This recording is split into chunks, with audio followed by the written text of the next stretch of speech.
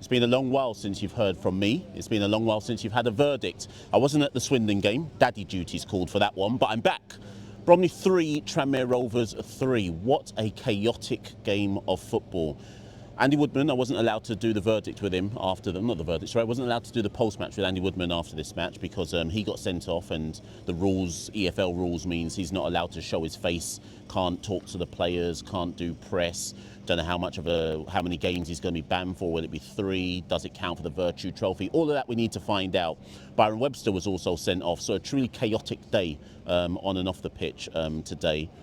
Let's start with the ref, because I'm allowed to talk about the ref. I've just been sitting in on Andy Crosby's interview for Tranmere, and in not so much coded words, he basically said that was a diabolical performance by the referee. I don't think there's anyone in the ground, Bromley fan or Tranmere fan, Bromley manager or Tranmere manager, that won't think that was one of the most peculiar referee performances you'll see at a football match. I mean, where do you even start? Andy's sending off, as far as I can work out, and I have to go by what Andy Crosby, Tranmere's manager, has just said as well. You know a referee's decision has been bad when the opposition manager goes, I don't understand how that was given, right? So as I can understand it for the first goal, the ball, I think, comes off a Tranmere player, and everybody can see it. It's right in front of the line or over by the far side over there. He doesn't seem to see it. Obviously, Andy goes apoplectic with rage. Once the hat comes off, you know Andy's getting sent off. The hat was off. He got a yellow card initially, and he didn't let it go. And obviously, he got the red card. He had to do the march across the pitch, etc. Now, I haven't written my verdict yet, the good, the bad, and the ugly.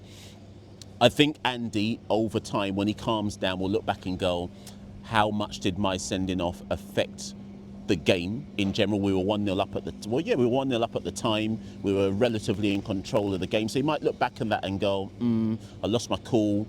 Maybe that upset the kind of whole atmosphere around the ground in general. So that was a strange decision. Obviously, Tranmere equalised from that particular throw-in. It's 1-1. What else happened? Oh, when we scored the second goal, Tranmere's goalkeeper thought he was fouled. Again, Andy Crosby, Tranmere's manager, has said the referee told him that the goalkeeper initiated the contact, therefore it wasn't a foul on the goalkeeper. I've not watched the highlights back, but I'm telling everybody who watches this, I think it's worth watching that back, because I assumed it was a foul. When Kabamba headed it in, I immediately just went, oh, that's a foul, and it wasn't given. So it's not like I'm saying, oh, the referee was chaotic for Bromley. I'm saying the referee was chaotic in general. So it's 2-1 now at half-time. We go in. Come out second half, penalty. I'd love to know, get in the comments below. Get in the comments below, people. I'd love to know everyone's opinion on that penalty. Omari Patrick gets to the byline. I think him and Lyle Samuel are in a duel.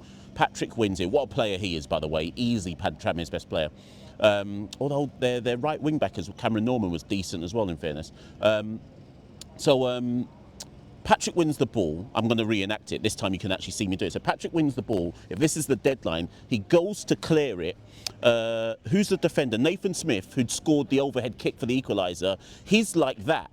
No more than, he couldn't have been anything more than, 2 feet away from Patrick. And his hands, I guess, are up. The ball hits his hands. I'd love to know what people think. If that happened to Bromley, would you have said that was a penalty? Now, I'm sure by the laws of the game, it's a penalty. But is it a penalty?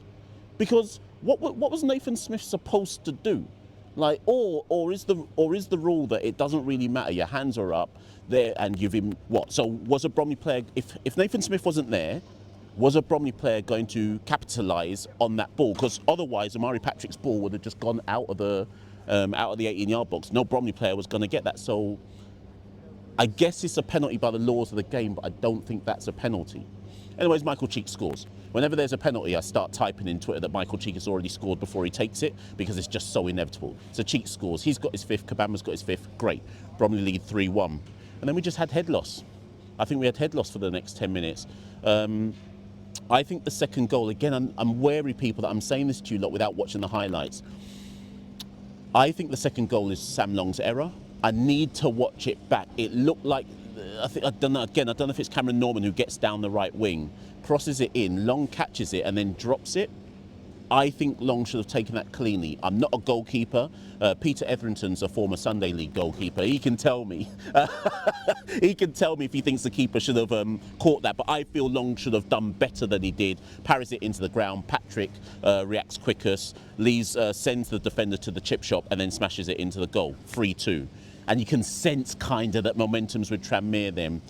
Connor Jennings, what a player he is from back in the Wrexham days through to the Tranmere days. He then heads against crossbar and Norman pokes in 3-3.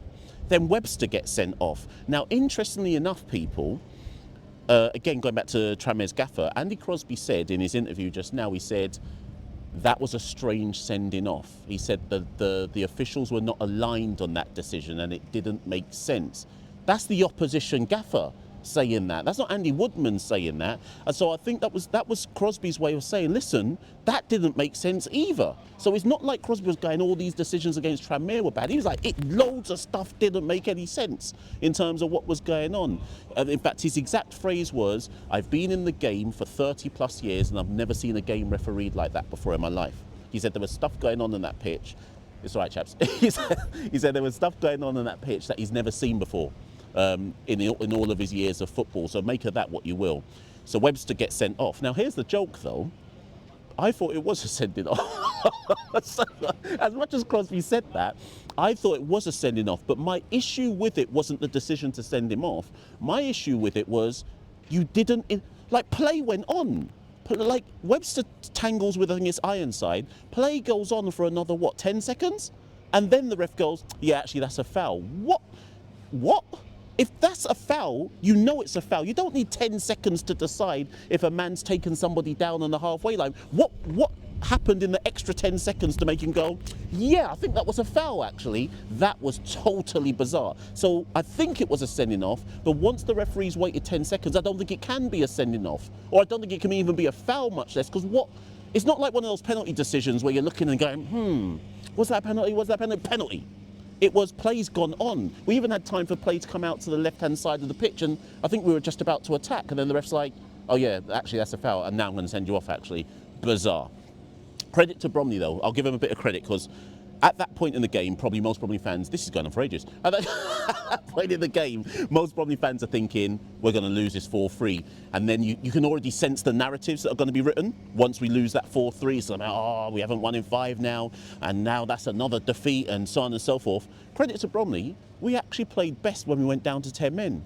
Omar had one cleared off the line, Cameron had one cleared off the line, Joe Murphy pulls off a brilliant one-handed save from Jude Arthurs. He then saves one right at the death from Cameron again. Bromley were the better team with 10 men. Would it have been a justified win if we got the winner? We can quibble about that. But I think you can definitely say that they were the better team in the last 20 minutes and they were better with 10 men. So what do we say then? Is that positives? Is it a positive performance? It's not a defeat. When you go down to 10 men with 20 minutes plus stoppage time to go and you don't lose, I think you've kind of got to see it in the context of that. Neither side will be happy that they've only got a point.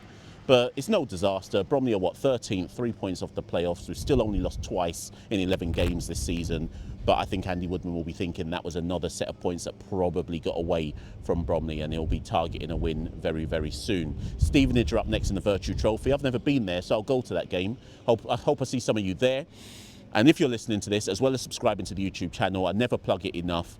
The Bromley newsletter, it's not a newsletter, it's a website. The Bromley website, people, my website from bromleywithlove.news. Subscribe to it. You get really good quality written content there. Not just from me, Peter Etherington, copy editor extraordinaire, but writer extraordinaire. There's loads of stuff in there. And do you know, we cover Bromley women in depth as well, which is so important. So make sure you subscribe to that. It's all in the descriptor below. I've been Mashal St. Patrick Hewitt, and that's been The Verdict.